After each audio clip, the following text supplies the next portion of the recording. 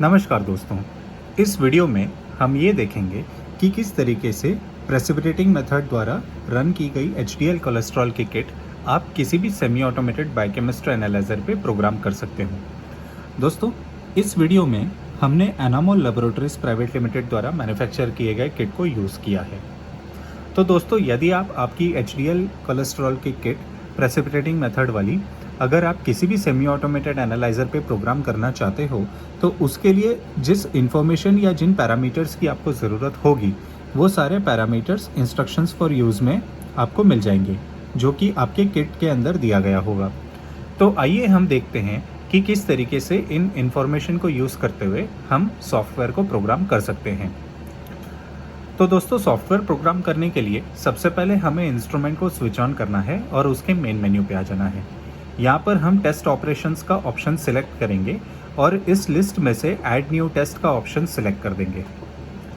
अब जैसा कि आप देख सकते हैं, यहाँ पर लिखा हुआ आ रहा है सिलेक्ट टेस्ट मोड। इसका ये मतलब है कि हमें यहाँ पर ये सिलेक्ट करना है कि हमारी जो किट है वो एंड पॉइंट मोड की है या काइनेटिक मोड की है या फिक्स टाइम मोड की है या किसी और मोड की है। दोस्तों, ये जानकारी हम इंस्ट्रक्शंस फॉर यूज़ में देख सकते हैं। यहाँ पर मैन्युफैक्चरर ने रिएक्शन टाइप के आगे एंड पॉइंट मेंशन किया हुआ है। इसका ये मतलब है कि हमारी ये वाली किट जो है वो एंड पॉइंट मोड पे काम करती है। तो इस लिस्ट में से हम यहाँ पर एंड पॉइंट सिलेक्ट कर देंगे। अब जैसा कि आप देख सकते हैं, यहाँ पर बहुत सारी इन्फॉर्मेशन हमें ऐड करनी होगी सॉफ्टवेयर को प्रोग्राम करने के लिए। सबसे पहली इन्फॉर्मेशन जो हमें यहाँ पर ऐड करनी है वो नेम ऑफ द टेस्ट की ऐड करनी है। यहाँ पर आप कोई भी नेम ऐड कर सकते हो अपने लेबोरेटरी के अकॉर्डिंग जो आपके लिए सूटेबल हो। इस वीडियो में मैं HDL नेम ऐड कर रहा हूँ आपके रेफरेंस के लिए। नेम ऐड करते ही यहाँ पर हम एंटर का ऑप्शन सिलेक्ट कर देंगे और होम स्क्रीन पे आ जाएंगे। उसके बाद आप देख सकते हैं कि अगली इन्फॉर्मेशन जो हमें यहाँ पर ऐड करनी होगी वो प्राइमरी वेवलेंथ की ऐड करनी है। दोस्तों, ये जानकारी भी हम इंस्ट्रक्शंस फॉर यूज़ में देख सकते हैं। यहाँ पर मैन्युफैक्चरर ने प्राइमरी वेवलेंथ के आगे 546 नैनोमीटर मेंशन किया हुआ है। अब यही जानकारी हम सॉफ्टवेयर में एंटर कर देंगे। इन्फॉर्मेशन ऐड करने के लिए हम सबसे पहले प्राइमरी वेवलेंथ का ऑप्शन सिलेक्ट करेंगे और यहाँ पे हम फ़िल्टर 1 का ऑप्शन सिलेक्ट करेंगे और यहाँ पर लिस्ट में से हम वो वाली वेवलेंथ सिलेक्ट कर देंगे जो हमने इंस्ट्रक्शंस फॉर यूज़ में पढ़ी है। अब दोस्तों, क्योंकि मैन्युफैक्चरर ने यहाँ पर फ़िल्टर 2 या सेकेंडरी वेवलेंथ की कोई भी जानकारी नहीं दी है, इसलिए हम इस ऑप्शन को ऐसे ही छोड़ देंगे या फिर इसको हम डिसेबल रखेंगे। अब हम यहाँ पर एस्केप दबाकर होम स्क्रीन पे आ जाएंगे। उसके बाद अगली इन्फॉर्मेशन जो हमें यहाँ पर ऐड करनी होगी वो टेम्परेचर या फ्लो सेल टेम्परेचर की ऐड करनी होगी। अब फ्लो सेल टेम्परेचर की जानकारी भी हम इंस्ट्रक्शंस फॉर यूज़ में देख सकते हैं। यहाँ पर मैन्युफैक्चरर ने फ्लो सेल टेम्परेचर के आगे 37 डिग्री सेल्सियस मेंशन किया हुआ है। अब दोस्तों, जैसा कि आप देख सकते हैं, हमारे सॉफ्टवेयर में भी डिफ़ॉल्ट टेम्परेचर 37 डिग्री सेल्सियस का ही आ रहा है, इसलिए हम इस ऑप्शन को एडिट नहीं करेंगे। इसके बाद हमें अगली इन्फॉर्मेशन जो यहाँ पर ऐड करनी होगी वो KF या काइनेटिक फैक्टर की ऐड करनी होगी, जिसे हम 1.0 ही मेंटेन रखेंगे। इसके बाद अगली इन्फॉर्मेशन जो हमें यहाँ पर ऐड करनी होगी वो वॉल्यूम या एस्पिरेशन वॉल्यूम की ऐड करनी होगी। दोस्तों, आप एस्पिरेशन वॉल्यूम को 500 माइक्रोलीटर ही मेंटेन रख सकते हो, इसको हमें चेंज करने की ज़रूरत नहीं है। उसके बाद जो अगली इन्फॉर्मेशन हमें यहाँ पर ऐड करनी होगी वो यूनिट्स की ऐड करनी होगी। अब यूनिट की जानकारी भी हम इंस्ट्रक्शंस फॉर यूज़ में देख सकते हैं। इसके लिए हमें रेफ़र करना होगा स्टैंडर्ड कॉन्सेंट्रेशन। जो भी यूनिट हमारे स्टैंडर्ड कॉन्सेंट्रेशन के आगे लिखी है वही यूनिट हम सॉफ्टवेयर के अंदर प्रोग्राम कर सकते हैं।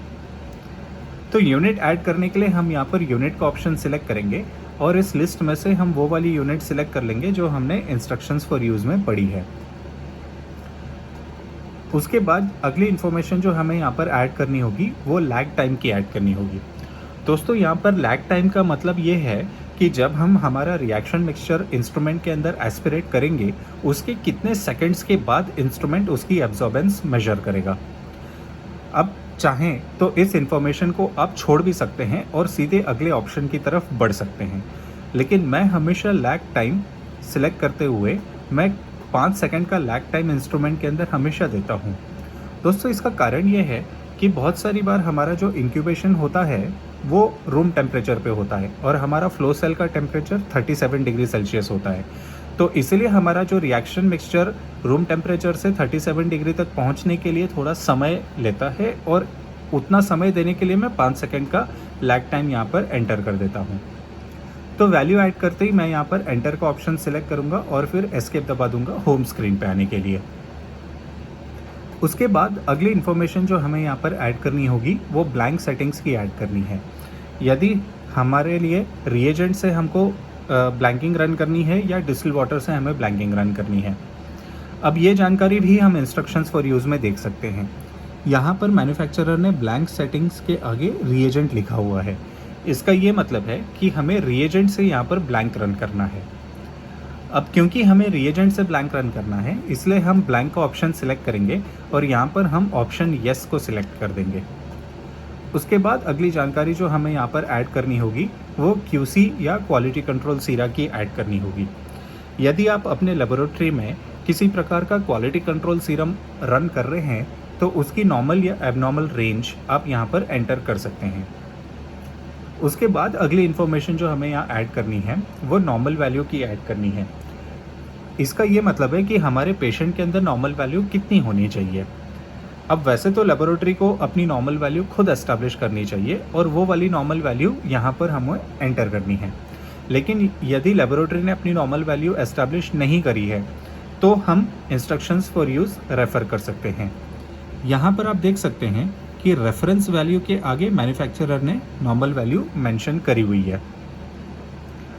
तो सबसे पहले हम यहाँ पर नॉर्मल वैल्यू का ऑप्शन सिलेक्ट करेंगे और फिर ऑप्शन येस सिलेक्ट कर देंगे, और उसके बाद हम सबसे पहले ऑप्शन लो सिलेक्ट करेंगे और यहाँ पर वो लो वाली वैल्यू ऐड कर देंगे जो हमने इंस्ट्रक्शंस फॉर यूज़ में पढ़ी है।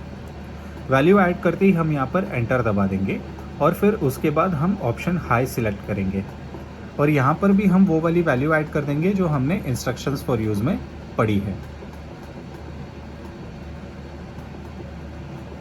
वैल्यू ऐड करते ही हम यहाँ पर एंटर का ऑप्शन सिलेक्ट कर देंगे और फिर एस्केप दबाकर होम स्क्रीन पे आ जाएंगे। उसके बाद अगली इन्फॉर्मेशन जो हमें यहाँ ऐड करनी होगी वो स्टैंडर्ड की ऐड करनी होगी, यदि हमारे किट में स्टैंडर्ड दिया गया है या नहीं। अब ये जानकारी भी हम इंस्ट्रक्शंस फॉर यूज़ में ही देख सकते हैं। यहाँ पर मैन्युफैक्चरर ने स्टैंडर्ड कॉन्सेंट्रेशन के आगे 50 mg/dl मेंशन किया है। इसका ये मतलब है कि हमारे किट के अंदर स्टैंडर्ड दिया गया है और उसकी कॉन्सेंट्रेशन 50 mg/% है।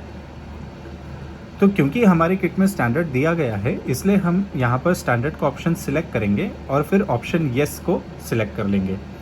अब जैसा कि आप देख सकते हैं दोस्तों, यहाँ पर कॉन्सेंट्रेशन एंटर करने का ऑप्शन अब आ चुका है।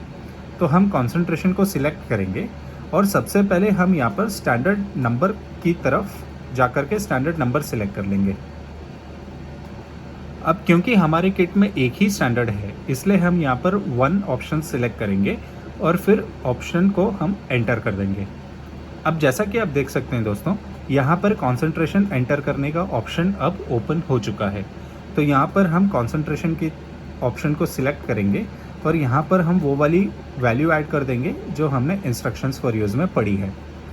उसके बाद हम यहाँ पर एंटर दबा देंगे और फिर एस्केप दबाकर होम स्क्रीन पे आ जाएंगे। और आखिरी में हमें लिमिट सेटिंग्स की जानकारी हमें यहाँ पर एंटर करनी होगी। लिमिट सेटिंग्स का मतलब कि हमारे किट की लिनियरिटी कितनी होनी चाहिए। अब ये जानकारी भी हम इंस्ट्रक्शंस फॉर यूज़ में ही देख सकते हैं।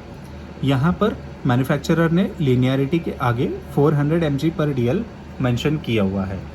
यही वैल्यू हम सॉफ्टवेयर के अंदर ऐड कर देंगे। वैल्यू ऐड करने के लिए हम यहाँ पर लिनियरिटी का ऑप्शन सिलेक्ट कर देंगे और वो वाली वैल्यू ऐड कर देंगे जो हमने इंस्ट्रक्शंस फॉर यूज़ में पढ़ी है। वैल्यू ऐड करते ही हम यहाँ पर एंटर दबा देंगे और फिर एस्केप दबाकर होम स्क्रीन पे आ जाएंगे। अब जैसा कि आप देख सकते हैं दोस्तों, जो भी जानकारी हमें सॉफ्टवेयर प्रोग्राम करने के लिए चाहिए वो सारी जानकारी हम यहाँ पर एंटर कर चुके हैं। प्रोग्राम को सेव करने के लिए हम यहाँ पर सेव का बटन दबा देंगे और हमारा प्रोग्राम सॉफ्टवेयर में सेव हो चुका होगा। प्रोग्राम को ओपन करने के लिए हम सबसे पहले यहाँ पर लिस्ट टेस्ट का ऑप्शन सिलेक्ट करेंगे और वो वाली विंडो पे चले जाएंगे जिस विंडो पे हमारा प्रोग्राम सेव हुआ है। जैसा कि आप देख सकते हैं दोस्तों, हमारा प्रोग्राम 87 नंबर पोजीशन पे सेव हुआ है। तो प्रोग्राम को ओपन करने के लिए हम इसको सिलेक्ट कर लेंगे। यदि आप पेशेंट सैंपल रन करना चाहते हो तो यहाँ पर आप रन का ऑप्शन सिलेक्ट कर लीजिए और इससे आगे इंस्ट्रूमेंट गाइड कर देगा किस तरीके से हम एब्जॉर्बेंस मेजर कर सकते हैं। दोस्तों, हम उम्मीद करते हैं कि वीडियो आपको पसंद आई होगी। अगर ये वीडियो आपको अच्छी लगी तो हमारे चैनल को सब्सक्राइब करना ना भूलें और इस वीडियो को लाइक और शेयर ज़रूर कीजिए। यदि आपको हमें कोई भी सुझाव देने हैं या हमें कोई भी मैसेज देना है तो आप कमेंट सेक्शन में जाकर के आप उसे कमेंट कर सकते हैं। Thank you very much friends.